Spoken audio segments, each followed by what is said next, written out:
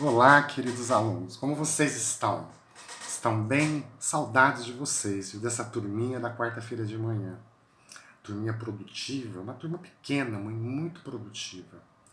Em primeiro lugar, eu espero encontrá-los todos bem, em isolamento, né? Livre aí dos riscos da pandemia. Cuidado com o coronavírus, ele é fatal mesmo, grupo de risco não pode se expor. Enfim, eu espero encontrá-los saudáveis. Tá?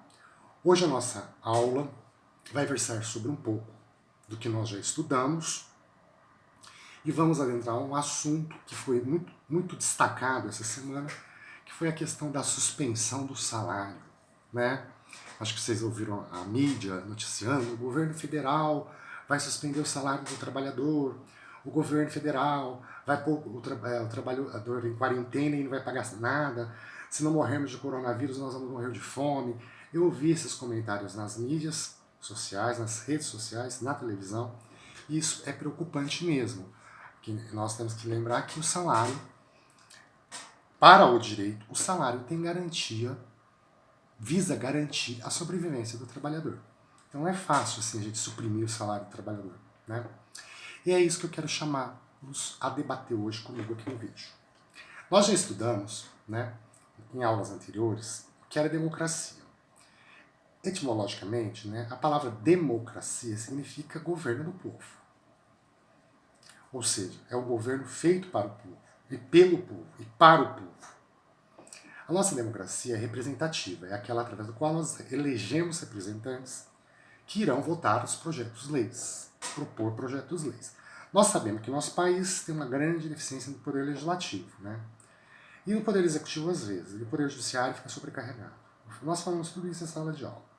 Eu disse para vocês, para nós localizarmos no direito onde está sendo tratada a democracia, nós temos que nos reportar à Constituição Federal, que é a lei máxima que rege o nosso país, é o nosso pacto político. Né? Na Constituição Federal, nós estudamos, me lembro bem, o artigo 1º da Constituição. Eu faço questão de ler aqui para vocês revisarem o que ele diz. Olhem bem. Eu estou com o computador ligado com a Constituição aberta. Artigo 1º. A República Federativa do Brasil, formada pela união indissolúvel dos estados e municípios e do Distrito Federal, constitui-se em Estado democrático de direito e tem como fundamentos. Ou seja, o primeiro artigo da Constituição já está esclarecendo que nós somos um Estado democrático. Mas ele está dizendo que, para ser Estado democrático, tem que ter os seguintes fundamentos. Primeiro, a soberania, a cidadania, a dignidade da pessoa humana, valores sociais do trabalho e da livre iniciativa, pluralismo político. No parágrafo único, este artigo 1º da Constituição vai dizer: todo poder emana do povo, que o exerce por meio de representantes eleitos ou diretamente, nos termos dessa Constituição. Está aí a base do que é ser um país democrata. Pelo menos para nós, que adotamos esta Constituição, né? Que temos este formato constitucional. A nossa lei maior, a Constituição, nós chamamos ela também de Magna Carta, ou Carta Magna, né? Quer dizer, a lei maior, ela trouxe como fundamento da democracia duas coisas que me chamaram a atenção, principalmente essa semana: a dignidade da pessoa humana, os valores sociais do trabalho. Vejam, inciso 3º e 4º. Tudo bem até aqui? O que eu quero dizer para vocês? Para haver democracia, concretamente, precisamos respeitar esses princípios. Hoje nós vamos tocar na dignidade da pessoa humana e nos valores sociais do trabalho. Lembraram disso? Tudo bem? Seguindo os acontecimentos, nós entramos nessa pandemia de coronavírus, que é algo realmente preocupante, e a sociedade está assustada, a sociedade tem pânico, parece apocalipse. Né? Muita gente deixando de trabalhar, agora o governo do estado de São Paulo decretou estado de calamidade pública, os comerciantes não podem funcionar, somente os serviços essenciais. Aí surgiu a necessidade de se repensar como seria a manutenção desse período de quarentena. Afinal de contas, não é todo empregador que vai poder continuar pagando o salário do empregado que fica em casa, isolado com a família. Ou seja, a pandemia não só afetou o bem-estar do trabalhador, do ser humano, afetou também a economia. Isso é fato. Pensando nisso, no domingo à noite, assistindo o noticiário, eu vi que o nosso presidente, o Jair Bolsonaro, havia acabado de editar uma medida provisória. Mais adiante eu vou falar o que é medida provisória, né, numa próxima aula. Hoje eu só lhe adianto que a medida provisória é um ato que só depende dele, ele edita, ela entra em vigor com força de lei, depois que ela vai ser votada pelo Congresso. Tá? O que me chamou a atenção na questão da medida provisória foi o seguinte: ele havia colocado um artigo ali muito questionável do ponto social, do ponto de vista social e jurídico, que ele inclusive acabou revogando no outro dia. Era o artigo 18. O que ele dizia no artigo 18? Durante estado de calamidade pública, o contrato de trabalho poderá ser suspenso, ou seja, ninguém recebe, pelo prazo de 4 meses para a participação do empregado em curso ou programa de qualificação profissional, não presencial, oferecido pelo empregador diretamente ou por meio de entidades responsáveis pela qualificação, com duração equivalente à suspensão contratual. Ainda, ele continua. O que ele está dizendo aqui, o artigo 18? Em casa, consultem a medida provisória. É medida provisória número 927, de 20 de janeiro de 2020. Foi uma medida provisória criada para combater as questões trabalhistas geradas com a pandemia, né, do coronavírus. Ou seja, essa medida veio regulamentar questões trabalhistas. Tá bom? No parágrafo 1º ele fala: a suspensão de que trata o caput, né, não dependerá de acordo ou convenção coletiva, poderá ser acordada individualmente com o empregado ou grupo de empregados. Vejamos. O que o artigo 18, parágrafo 1º, está dizendo? O trabalhador poderá, a depender do empregador, da empresa, ficar suspenso 4 meses, o contrato de trabalho suspende-se 4 meses. Nesse período, o trabalhador faria algum curso online oferecido pelo empregador, mas ele não receberia salário. Ele poderia receber uma ajuda de custo que não tem natureza salarial. Ou seja, isso só seria iniciativa do empregador, que consultaria individualmente os trabalhadores ou um grupo de trabalhadores e dizer: ó, a partir de amanhã a gente vai fechar as portas, vocês não precisam vir, vocês vão fazer um curso online na internet e não pagam mais salário. Friamente analisando a medida provisória, era isto. Vamos abstrair questões ideológicas, vamos analisar questões jurídicas. Eu desafio os senhores a lerem comigo. Eu acabei de dizer que a Constituição Federal é a carta máxima que rege um país. Então essa medida provisória não pode atingir a Constituição, sob pena dela ser inconstitucional. E vamos lá para a Constituição Federal, no artigo 7º, né, inciso 6º. Estou abrindo aqui. Olha lá. Artigo 7º. São direitos dos trabalhadores urbanos e rurais, além de outros que visem a melhoria de sua condição social. Inciso 6º.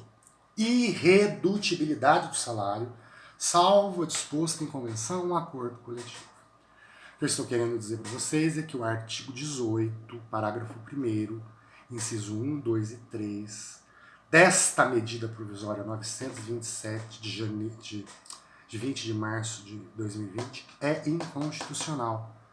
Olha bem, está tendo um atrito entre ela e a lei maior do nosso país. Por quê? A lei maior, a Constituição, diz que o salário é irredutível, exceto se houver acordo ou convenção coletiva. O que são acordos e convenções coletivas? Na convenção, a negociação se dá entre 2 sindicatos, na convenção. No acordo, isso acontece entre a empresa, né, e a categoria de trabalhadores.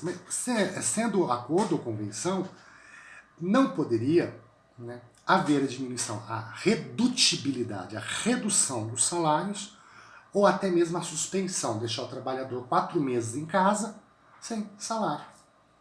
Eu quero mostrar para vocês com isso, queridos, que ela era uma medida inconstitucional.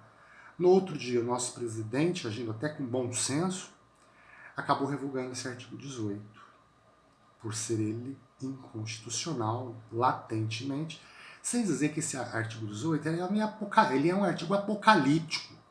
colocaria o trabalhador, né, poria o trabalhador em situação de indignidade. Lembra que nós temos que ter a dignidade da pessoa humana e os valores sociais do trabalho, lá do artigo 1º? Então, observando a Constituição e observando a medida provisória, nós só podemos deduzir: a Constituição impede a redução salarial, exceto se houver acordo ou convenção coletiva de trabalho.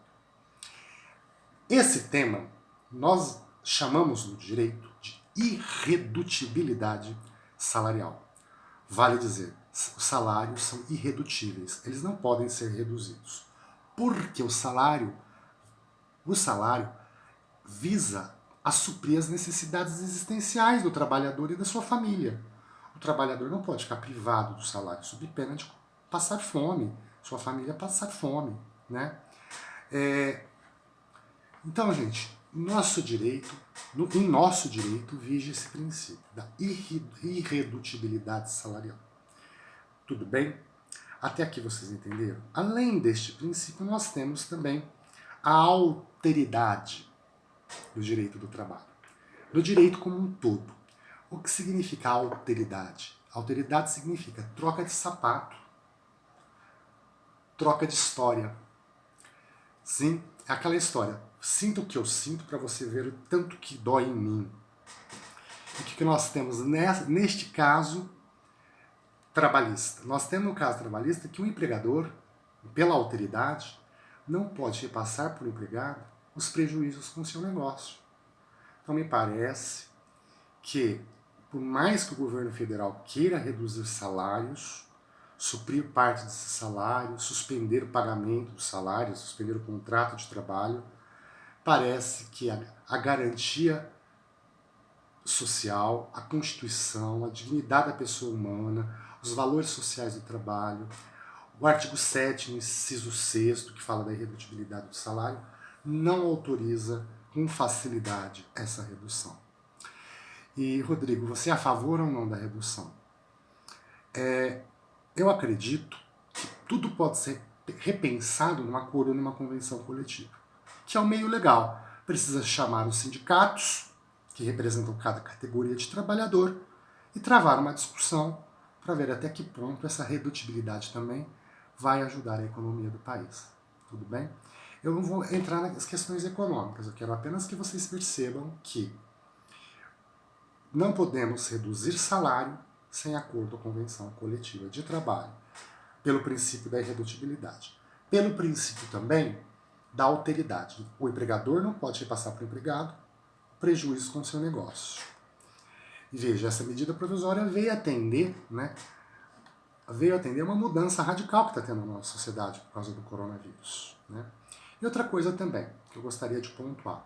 Pela irredutibilidade salarial, nós temos lá no artigo 7º, inciso 4º da Constituição, o seguinte: fica garantido ao trabalhador salário mínimo fixado em lei nacional, unificado, capaz de atender às suas necessidades vitais e as de sua família, como moradia, alimentação, educação, saúde, lazer, vestuário, higiene, transporte e previdência social, com reajustes periódicos que lhe preservem o poder aquisitivo, sendo vedada a sua vinculação para qualquer fim. Olha o que o salário tem que fazer para o trabalhador: cobrir suas necessidades essenciais básicas. Ele tem que ser o mínimo legal. Eu não posso ter salários abaixo do teto, do mínimo legal. Vejamos. Isso nós sabemos que na prática não se opera, por isso eu digo que a nossa democracia é uma democracia que não suporta a lei que tem, né? É uma democracia bonita no papel e distante da realidade. País democrático é aquele que produz lei que consegue suportar. Nossa democracia é muito nova, né? De 88 para cá, digamos assim. Nossa Constituição também. Então, nós estamos com uma democracia começando agora. Então, não adianta falar que o salário mínimo vai abastecer todas as necessidades do empregado, porque não vai. Mas e daí? Suprir mais ainda o salário do empregado com essa questão da pandemia me parece apocalíptico. Me parece desumano. Me parece sinceramente inconstitucional. Queridos, o vídeo de hoje era para falar sobre isso. Eu vou disponibilizar textos para vocês. Espero que vocês tenham entendido o vídeo. Me deem um feedback, porque eu preciso saber se vocês estão gostando ou não. E na próxima aula nós voltaremos, né, com alguns temas de direito e cidadania ligados à atualidade. Tá bom? Fiquem com Deus e se cuidem.